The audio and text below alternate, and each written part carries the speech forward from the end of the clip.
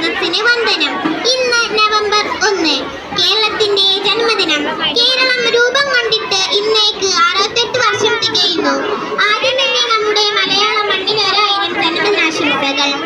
1956 November 1 Keralam രൂപം കൊണ്ടത്.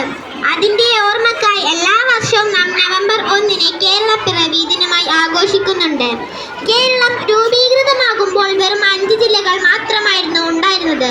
എന്നാൽ ഇന്ന് വൈവിധ്യമാർന്ന കലാ സംസ്കാരം കൊണ്ട് സമ്പന്നമായ 14 ജില്ലകളുണ്ട്. പാലക്കാടാണ് അതിൽ ഏറ്റവും വലിയ ജില്ല.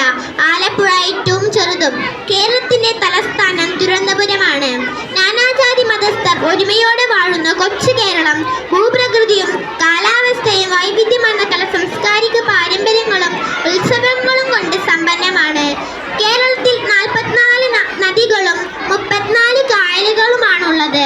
കർണാടകയും തമിഴ്നാടുമാണ് കേരളത്തോട് അതിർത്തി പങ്കിടുന്ന അയൽ സംസ്ഥാനങ്ങൾ.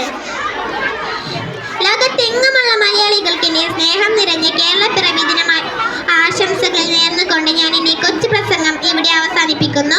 നന്ദി, നമസ്കാരം.